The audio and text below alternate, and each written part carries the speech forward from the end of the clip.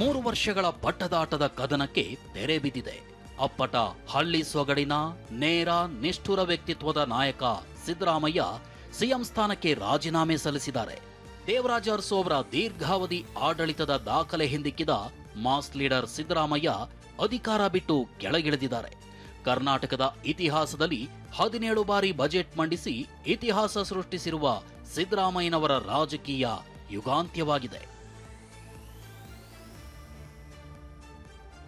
ರಾಜ್ಯಪಾಲ ಗೆಹ್ಲೋಟ್ ಅನುಪಸ್ಥಿತಿಯಲ್ಲೇ ಲೋಕಭವನಕ್ಕೆ ತೆರಳಿದ್ದ ಸಿದ್ದರಾಮಯ್ಯ ರಾಜ್ಯಪಾಲರ ವಿಶೇಷ ಕಾರ್ಯದರ್ಶಿ ಪ್ರಭುಶಂಕರ್ ಅವರಿಗೆ ರಾಜೀನಾಮೆ ಪತ್ರ ಸಲ್ಲಿಸಿದ್ರು.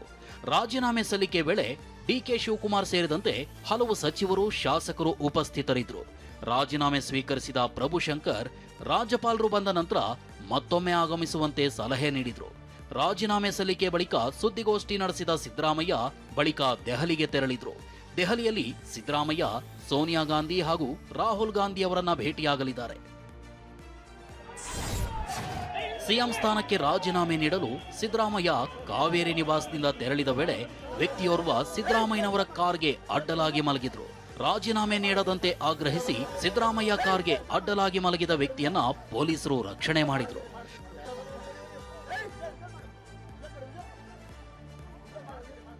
ಇನ್ನು ಸಿದ್ದರಾಮಯ್ಯ ರಾಜೀನಾಮೆ ಘೋಷಿಸ್ತಾ ಇದ್ದಂತೆ ಬೆಂಬಲಿಗರು ಸಿದ್ದರಾಮಯ್ಯರನ್ನ ಸುತ್ತುವರೆದು ಕಣ್ಣೀರು ಹಾಕಿದ್ರು. ಬೆಂಬಲಿಗರ ಕಣ್ಣೀರು ಕಂಡು ಸಿದ್ದರಾಮಯ್ಯ ಭಾವುಕರಾದ್ರು.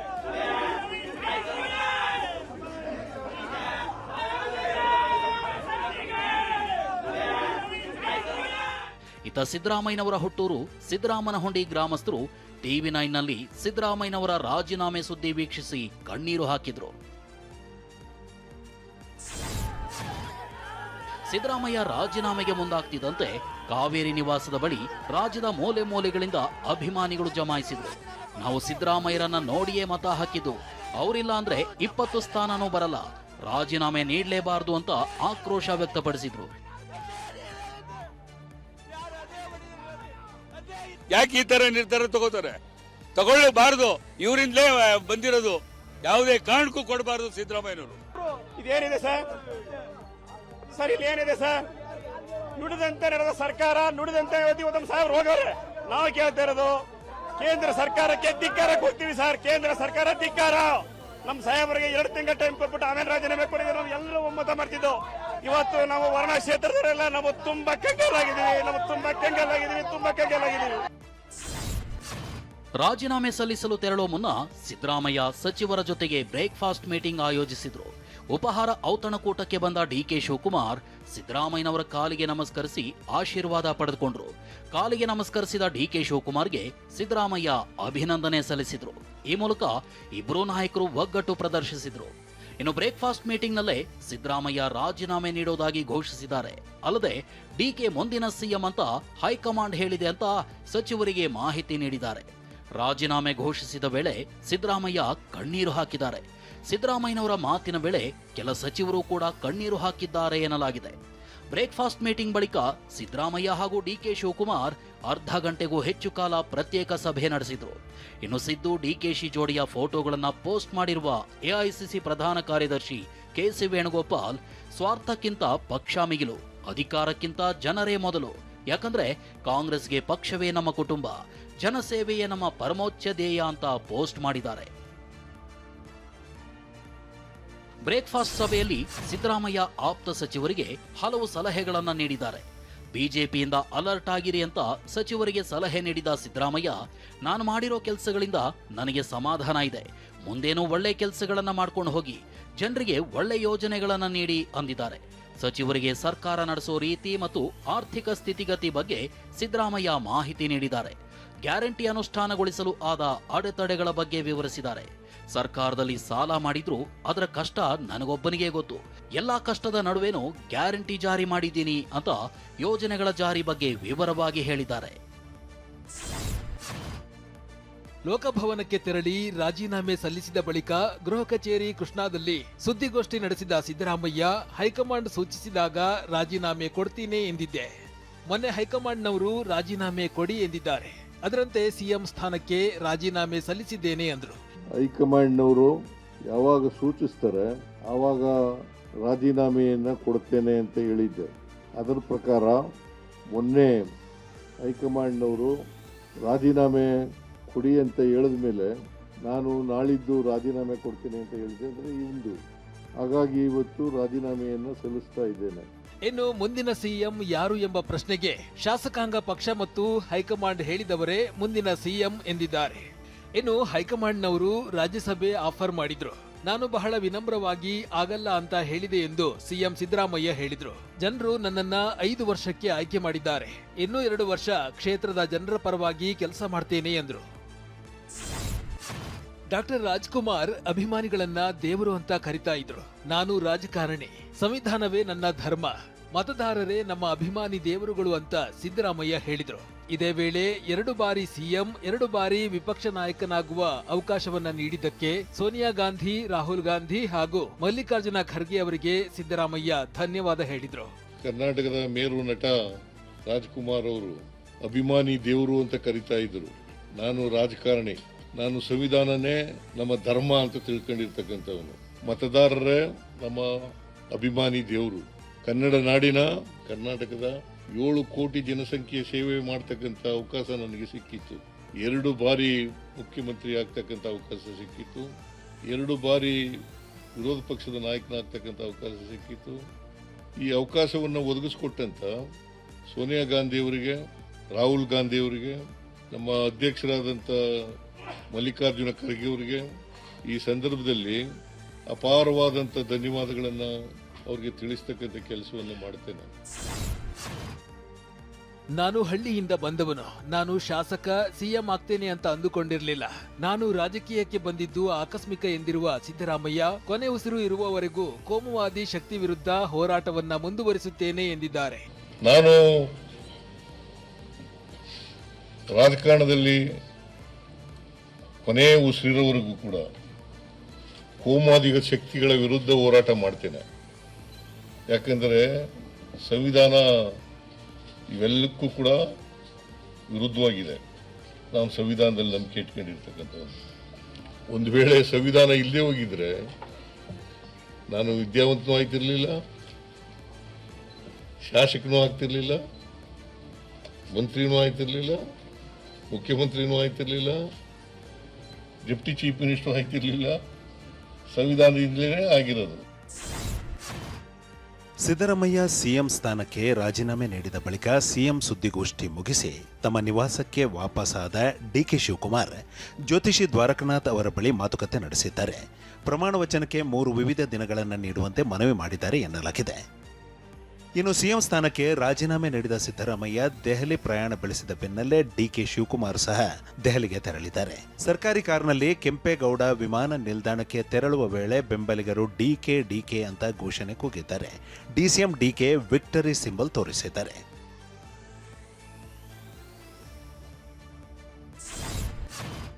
ಸಿಎಂ ರಾಜೀನಾಮೆ ಪ್ರಹಸನದ ಮಧ್ಯೆ ಡಿಕೆ ಬ್ರದರ್ಸ್ ಮೌನಕ್ಕೆ ಜಾರಿದ್ದಾರೆ. ದೆಹಲಿಗೆ ತೆರಳುವ ದಿನದಿಂದಲೂ ಮೌನ ತಾಳಿರುವ ಡಿಕೆ ಬ್ರದರ್ಸ್ ದೆಹಲಿಯಿಂದ ವಾಪಸ್ಸಾದ ಬಳಿಕವೂ ಕೈ ಸನ್ನೆ, ಕೈ ಮುಗಿಯೋದಷ್ಟೇ ಮಾಡ್ತಿದ್ದಾರೆ. ಸಿದ್ದರಾಮಯ್ಯ ರಾಜೀನಾಮೆ ನೀಡಿದ ಬಳಿಕವೂ ಡಿಕೆ ಶಿವಕುಮಾರ್ ಯಾವುದೇ ಹೇಳಿಕೆ ನೀಡಿಲ್ಲ. ಇತ್ತ ಡಿಸಿಎಂ ಸಹೋದರ ಡಿಕೆ ಸುರೇಶ್ ಕೂಡ ಸಂಪೂರ್ಣ ಮೌನಕ್ಕೆ ಜಾರಿದ್ದಾರೆ. ತಮ್ಮ ಸಹೋದರ ಸಿಎಂ ಆಗುವ ಬಗ್ಗೆ ಮಾಧ್ಯಮಗಳು ಕೇಳಿದ ಪ್ರಶ್ನೆಗೆ ಯಾವುದೇ ಪ್ರತಿಕ್ರಿಯೆ ನೀಡಿಲ್ಲ. ಕೇವಲ ನಗು ಮುಖದಿಂದಲೇ ತಮ್ಮ ನಿವಾಸದೊಳಗೆ ಹೋಗಿದ್ದಾರೆ. ಮತ್ತೊಂದೆಡೆ ಕುಣಿಗಲ್ ಶಾಸಕ ರಂಗನಾಥ್ ಕೂಡ ಇದೇ ಹಾದಿ ಹಿಡಿದಿದ್ದಾರೆ. ಏನೇ ಕೇಳಿದರೂ ನನಗೆ ಗೊತ್ತಿಲ್ಲ, ನಾನು ಮೌನಕ್ಕೆ ಶರಣಾಗಿದ್ದೇನೆ ಎಂದು ರಂಗನಾಥ್ ಹೇಳಿಕೆ ನೀಡಿದ್ದಾರೆ. ನಾನು ಮೌನಕ್ಕೆ ಶರಣಾಗಿದ್ದೇನೆ. ಡಿಕೆ ಬ್ರದರ್ಸ್ ಮೌನಕ್ಕೆ ನೊಣವಿನಕೆರೆ ಕಾಡಸಿದ್ದೇಶ್ವರ ಮಠ ನೀಡಿದ ಸಂದೇಶ ಕಾರಣ ಎನ್ನಲಾಗಿದೆ. ಮೌನಕ್ಕೆ ಕಾರಣ ಏನು? ಸದ್ಯದಲ್ಲೇ ಡಿಕೆ ಶಿವಕುಮಾರ್ಗೆ ಸಡೆಸಾತಿ ಶನಿದೆಸೆ ಆರಂಭವಾಗಲಿದ್ದು ಕೈಗೆ ಬಂದ ತುತ್ತು ಬಾಯಿಗೆ ಬರದೆ ಹೋಗುವ ಸಾಧ್ಯತೆ ಇದೆ ಎಂದು ಶ್ರೀಗಳು ಎಚ್ಚರಿಸಿದ್ದಾರೆ ಎನ್ನಲಾಗಿದೆ. ಹೀಗಾಗಿ ಮುಖ್ಯಮಂತ್ರಿಯಾಗಿ ಪ್ರಮಾಣ ವಚನ ಸ್ವೀಕರಿಸುವವರೆಗೂ ಯಾವುದೇ ಬಹಿರಂಗ ಹೇಳಿಕೆ ನೀಡಬೇಡಿ, ಮಾತು ಆಡಿದರೆ ಮುತ್ತು ಒಡೆದು ಹೋಗಲಿದೆ ಎಂದು ಅಜ್ಜಯ್ಯ ಕಟ್ಟುನಿಟ್ಟಿನ ಸಂದೇಶ ರವಾನಿಸಿದ್ದಾರೆ ಎನ್ನಲಾಗಿದೆ. ಶ್ರೀಗಳ ಈ ಎಚ್ಚರಿಕೆಯ ಬೆನ್ನಲ್ಲೇ ತಮ್ಮ ಬೆಂಬಲಿಗರು ಹಾಗೂ ಶಾಸಕರಿಗೂ ಯಾವುದೇ ರೀತಿಯ ಹೇಳಿಕೆ ನೀಡದಂತೆ ಡಿಕೆಶಿ ಕಟ್ಟುನಿಟ್ಟಿನ ತಾಕೀತು ಮಾಡಿದ್ದಾರೆ ಎನ್ನಲಾಗಿದೆ. ಸಿದ್ದರಾಮಯ್ಯ ರಾಜೀನಾಮೆ ಬೆನ್ನಲ್ಲೇ ಸದಾಶಿವನಗರದಲ್ಲಿರುವ ಡಿಸಿಎಂ ಡಿಕೆ ಶಿವಕುಮಾರ್ ಖಾಸಗಿ ನಿವಾಸ ಈಗ ಹೈ ವೋಲ್ಟೇಜ್ ರಾಜಕೀಯ ಕೇಂದ್ರವಾಗಿ ಬದಲಾಗಿದೆ. ಡಿಕೆ ಅತ್ಯಾಪ್ತರಾದ ಸಚಿವ ಮಂಕಾಳು ವೈದ್ಯ, ಇತ್ತೀಚೆಗಷ್ಟೇ ಡಿಕೆ ಜೊತೆ ದೆಹಲಿಗೂ ತೆರಳಿದ್ದ ಶಾಸಕ ಎನ್ಎ ಹ್ಯಾರಿಸ್, ಶಾಸಕರಾದ ಅಶೋಕ್ ಕುಮಾರ್ ರೈ, ಬೇಳೂರು ಗೋಪಾಲಕೃಷ್ಣ ಹಾಗೂ ಇನ್ನು ಕುಣಿಗಲ್ ಶಾಸಕ ಎಚ್ಡಿ ರಂಗನಾಥ್, ಹಿರಿಯ ಶಾಸಕ ಆರ್ವಿ ದೇಶಪಾಂಡೆಯವರು ಡಿಕೆ ಶಿವಕುಮಾರ್ ನಿವಾಸಕ್ಕೆ ಭೇಟಿ ನೀಡಿದ್ದಾರೆ. ರಾಜ್ಯದಲ್ಲಿ ಸಿಎಂ ಬದಲಾವಣೆ ಚರ್ಚೆ ಬೆನ್ನಲ್ಲೇ ಸದಾಶಿವನಗರದ ಡಿಸಿಎಂ ಡಿಕೆ ಶಿವಕುಮಾರ್ ನಿವಾಸದ ಎದುರು ಮುಖ್ಯಮಂತ್ರಿ ಡಿಕೆಶಿ ಎಂಬ ಫ್ಲೆಕ್ಸ್ಗಳು ರಾರಾಜಿಸಿವೆ. ಕಾಂಗ್ರೆಸ್ ಮುಖಂಡರಾದ ಕವಿತಾ ರೆಡ್ಡಿ ಈ ಫ್ಲೆಕ್ಸ್ ಅಳವಡಿಸಿದ್ದಾರೆ ಎನ್ನಲಾಗಿದೆ. ಫ್ಲೆಕ್ಸ್ ಹಾಕ್ತಿದ್ದಂತೆ ಎಚ್ಚೆತ್ತ ಡಿಕೆಶಿ ಭದ್ರತಾ ಸಿಬ್ಬಂದಿ ಈಗಲೇ ಬೇಡ, 2-3 ದಿನ ಬಿಟ್ಟು ಹಾಕಿ ಎಂದು ತಡೆದಿದ್ದಾರೆ. ಇನ್ನು ಡಿಕೆ ಮುಖ್ಯಮಂತ್ರಿ ಆಗಲೆಂದು ಮೈಸೂರಿನಲ್ಲಿ ವಿಶೇಷ ಪೂಜೆ ನೆರವೇರಿಸಲಾಗಿದೆ. ಜಿಲ್ಲಾಧ್ಯಕ್ಷ ತೇಜೇಶ್ ಲೋಕೇಶ್ ಗೌಡ ನೇತೃತ್ವದಲ್ಲಿ ಅಗ್ರಹಾರದ 101 ಗಣಪತಿ ದೇವಸ್ಥಾನದಲ್ಲಿ 101 ಈಡುಗಾಯಿ ಒಡೆದು ನೆಚ್ಚಿನ ನಾಯಕನಿಗಾಗಿ ಪ್ರಾರ್ಥನೆ ಸಲ್ಲಿಸಿದ್ದಾರೆ. ಈ ವೇಳೆ ಡಿಕೆ ಶಿವಕುಮಾರ್ ಭಾವಚಿತ್ರ ಹಿಡಿದು ಅಭಿಮಾನಿಗಳು ಘೋಷಣೆ ಕೂಗಿದ್ದಾರೆ.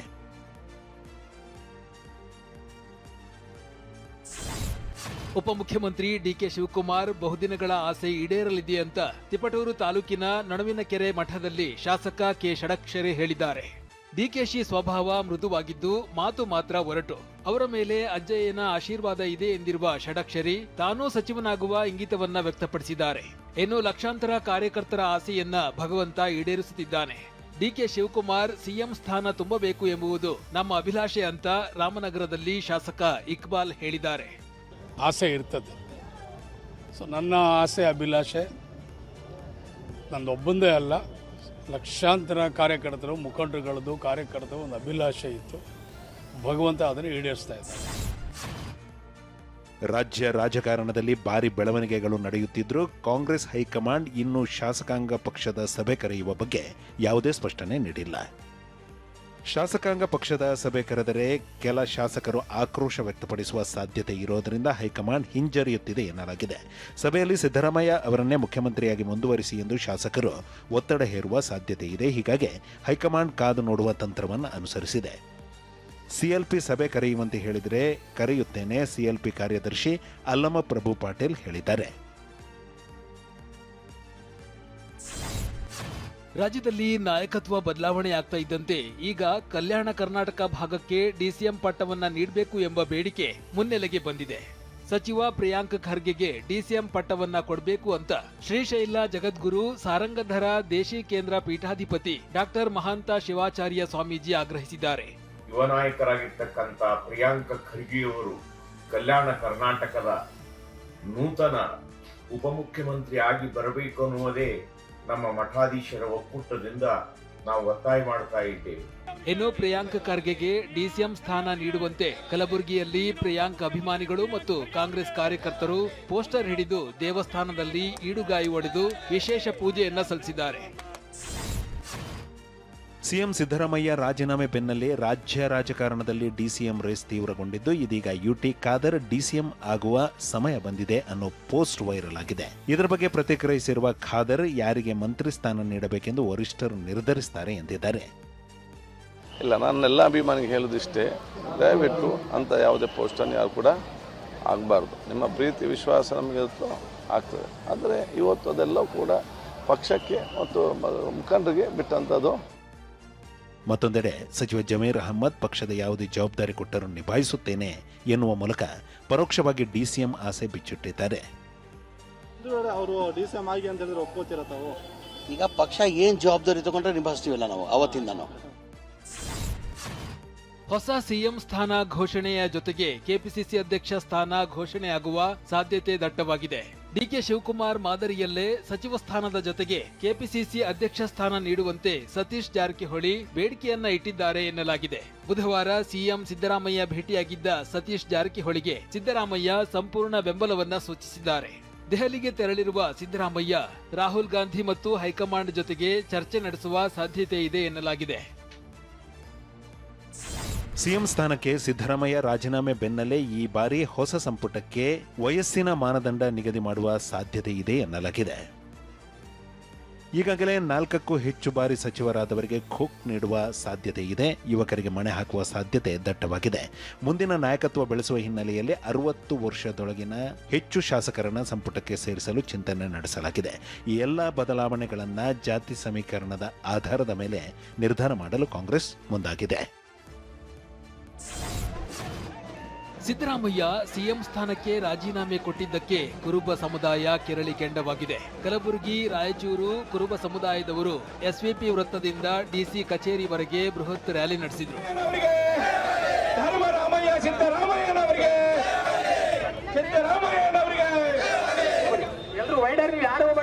ಶಿವಮೊಗ್ಗದ ಶಿವಪ್ಪ ನಾಯಕ ವೃತ್ತದಲ್ಲಿ ಸಿದ್ದರಾಮಯ್ಯ ಅಭಿಮಾನಿಗಳು ಟೈರ್ಗೆ ಬೆಂಕಿ ಹಚ್ಚಿ ಆಕ್ರೋಶ ವ್ಯಕ್ತಪಡಿಸಿದರು.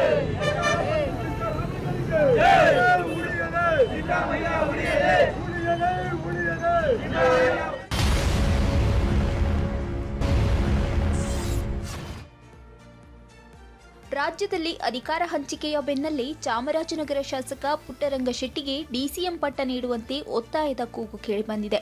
4 ಬಾರಿ ಶಾಸಕರಾಗಿ ಆಯ್ಕೆಯಾಗಿರುವ ಪುಟ್ಟರಂಗ ಶೆಟ್ಟಿಗೆ ಹಿಂದುಳಿದ ವರ್ಗಗಳ ಕೋಟಾದಲ್ಲಿ ಉಪಮುಖ್ಯಮಂತ್ರಿ ಸ್ಥಾನ ನೀಡುವಂತೆ ಮೈಸೂರು ಜಿಲ್ಲಾ ಭಗೀರಥ ಉಪ್ಪಾರ ಸಂಘದ ಅಧ್ಯಕ್ಷ ಯೋಗೀಶ್ ಆಗ್ರಹಿಸಿದ್ದಾರೆ. ಕೊಪ್ಪಳದಲ್ಲಿ ಸಿದ್ದು ಆಪ್ತ ಶಾಸಕ ರಾಘವೇಂದ್ರ ಹಿಟ್ನಾಳ್, ಹಾಲಿ ಸಚಿವ ಶಿವರಾಜ್ ತಂಗಡಗಿ, ಸಿಎಂ ಆರ್ಥಿಕ ಸಲಹೆಗಾರ ಬಸವರಾಜ ರಾಯರೆಡ್ಡಿ ಸಚಿವ ಸ್ಥಾನ ಗಿಟ್ಟಿಸಿಕೊಳ್ಳಲು ಲಾಬಿ ನಡೆಸಿದ್ದಾರೆ ಎನ್ನಲಾಗಿದೆ. ರಾಹುಲ್ ಗಾಂಧಿ ಸಿದ್ದರಾಮಯ್ಯರನ್ನ ನಡೆಸಿಕೊಂಡ ರೀತಿ ಸರಿ ಇಲ್ಲ ಎಂದು ಕೇಂದ್ರ ಸಚಿವ ಪ್ರಹ್ಲಾದ್ ಜೋಶಿ ಹೇಳಿದ್ದಾರೆ. ಸಿದ್ದರಾಮಯ್ಯನವ್ರನ್ನ ಬಿಟ್ಟು ಏನಾಗತ್ತೆ ಅಂತ ಅನ್ನೋದು ನಾನೀಗ ಹೇಳಲಿಕ್ಕೆ ನಾನು ಭವಿಷ್ಯಗಾರನಲ್ಲ. ಆದರೆ ಅವರನ್ನ ಮಾಧ್ಯಮದಲ್ಲಿ ಬರ್ತಾ ಇರುವಂಥ ವರದಿಗಳ ಪ್ರಕಾರ ಅವ್ರನ್ನ ನಡೆಸಿಕೊಂಡಿರುವಂಥ ರೀತಿ ಏನಿದೆ ಅದು ಸರಿಯಲ್ಲ. ಅದರ ಅರ್ಥ ಸಿದ್ದರಾಮಯ್ಯನವರು ಭಾಳ ಚೆನ್ನಾಗಿ ಸರ್ಕಾರ ನಡೆಸಿದ್ದಾರೆ, ಭಾರಿ ಪ್ರಾಮಾಣಿಕ ಸರ್ಕಾರ ನಡೆಸಿದಂತ. ಅವ್ರು ಭ್ರಷ್ಟಾಚಾರದಲ್ಲಿ ಮುಳುಗಿದ್ರು, ಹಗರಣದಲ್ಲಿ ಮುಳುಗಿದ್ರು, ತುಷ್ಟೀಕರಣದಲ್ಲಿ ಮುಳುಗಿದ್ರು. ಇದರ ಎಲ್ಲವೂ ಹೊರತುಪಡಿಸಿ ಅವರನ್ನೇನು ರಾಹುಲ್ ಗಾಂಧಿ ನಡೆಸಿಕೊಂಡಿರುವಂಥ ರೀತಿಯ ಬಗ್ಗೆ ಏನೋ ಪತ್ರಿಕೆಗಳಲ್ಲಿ ಮಾಧ್ಯಮದಲ್ಲಿ ಬರ್ತಾ ಇದೆ. ಇದು ಡೆಫಿನೆಟ್ಲಿ ಇದು ಒಂದು ಕರ್ನಾಟಕ ರಾಜ್ಯದಲ್ಲಿ ಕಾಂಗ್ರೆಸ್ ಪಾರ್ಟಿ ಪಾಪ್ಯುಲರ್ ಲೀಡರ್ನ ಹೆಂಗೆ ನಡೆಸಿಕೊಳ್ತದೆ ಅಂತ ಅನ್ನೋದು ಇದೊಂದು ಉದಾಹರಣೆ. ಸಿದ್ದರಾಮಯ್ಯ ಅವರ ವಿಚಾರದಲ್ಲಿ ಹೈಕಮಾಂಡ್ ನಡೆ ಸರಿಯಿಲ್ಲ ಎಂದು ಬಳ್ಳಾರಿ ಕುರುಬ ಸಂಘದ ಜಿಲ್ಲಾಧ್ಯಕ್ಷ ಗಾದಿ ಲಿಂಗನಗೌಡ ಆಕ್ರೋಶ ಹೊರಹಾಕಿದ್ದಾರೆ. ರಾಜೀನಾಮೆ ಹಿಂಪಡೆಯಬೇಕು, 5 ವರ್ಷ ಆಡಳಿತ ನಡೆಸಲು ಅವಕಾಶ ಮಾಡಿಕೊಡಬೇಕೆಂದು ಕುರುಬ ಸಂಘ ಒತ್ತಾಯಿಸಿದೆ. ರಾಜ್ಯದಲ್ಲಿ ಸಿಎಂ ಬದಲಾವಣೆಯಾದರೂ ಒಳ್ಳೆ ಆಡಳಿತ ನಡೆಸುವ ನಂಬಿಕೆ ಇಲ್ಲವೆಂದು ಬಿಜೆಪಿ ರಾಜ್ಯಾಧ್ಯಕ್ಷ ಬಿವೈ ವಿಜಯೇಂದ್ರ ಹೇಳಿಕೆ ನೀಡಿದ್ದಾರೆ. ಒಂದು ಮುಖ್ಯಮಂತ್ರಿಗಳು ಯಾರಾಗ್ತಾರೆ ಅನ್ನೋದಕ್ಕಿಂತ ಹೆಚ್ಚಾಗಿ ಯಾರೇ ಆದರೂ ಕೂಡ ಈ ರಾಜ್ಯದ ಅಭಿವೃದ್ಧಿ ಕಾಣೋದಕ್ಕೆ ಸಾಧ್ಯ ಇಲ್ಲ. ಸಾಲದ ಸುಳಿಯಲ್ಲಿ ಸಿಲುಕಾಕೊಂಡಿದೆ ಇವತ್ತು ಕರ್ನಾಟಕ ರಾಜ್ಯ ಕಳೆದ 3 ವರ್ಷದ ಈ ಕಾಂಗ್ರೆಸ್ ಆಡಳಿತದ ಸಮಯದಲ್ಲಿ. ಹಾಗಾಗಿ ರಾಜ್ಯದ ಪರಿಸ್ಥಿತಿ ಬಗ್ಗೆ ನಾವು ತಲೆ ಕೆಡಿಸ್ಕೊಂಡಿದ್ದೇವೆ ವಿನಃ ಯಾರು ಮುಖ್ಯಮಂತ್ರಿಯಾಗಿ ಆಗ್ತಾರೆ ಏನು ಅದ್ರ ಬಗ್ಗೆ ನಾವು ಚರ್ಚೆ ಮಾಡ್ತಾ ಇಲ್ಲ. ಕಳೆದೊಂದು ತಿಂಗಳ ಅಂತರದಲ್ಲಿ ವಿವಿಧ ರಾಜ್ಯಗಳ 5 ಸಿಎಂಗಳು ಅಧಿಕಾರ ಕಳೆದುಕೊಂಡಿದ್ದಾರೆ. ಇವತ್ತು ಸಿಎಂ ಸ್ಥಾನಕ್ಕೆ ಸಿದ್ದರಾಮಯ್ಯ ರಾಜೀನಾಮೆ ನೀಡಿದ್ದಾರೆ. ಬಿಹಾರದಲ್ಲಿ ನಿತೀಶ್ ಕುಮಾರ್ ರಾಜ್ಯಸಭೆ ಸದಸ್ಯರಾಗಿ ಸಿಎಂ ಕುರ್ಚಿಯಿಂದ ದೂರ ಸರಿದ್ರು.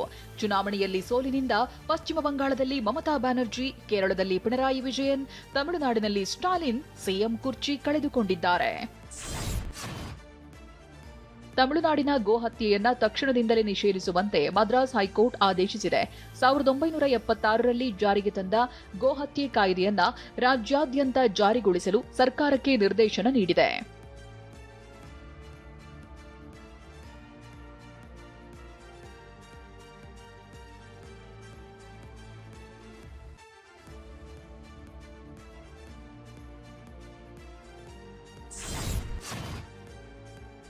ದೇಶದೆಲ್ಲೆಡೆ ಬಕ್ರೀದ್ ಹಬ್ಬದ ಆಚರಣೆ ನಡೆದಿದ್ದು, ರಾಷ್ಟ್ರ ರಾಜಧಾನಿ ದೆಹಲಿ ಹಾಗೂ ರಾಜಸ್ಥಾನದಲ್ಲಿ ಹಸುವನ್ನ ರಾಷ್ಟ್ರೀಯ ಪ್ರಾಣಿಯನ್ನಾಗಿ ಘೋಷಿಸುವಂತೆ ಒತ್ತಾಯ ಕೇಳಿಬಂದಿದೆ.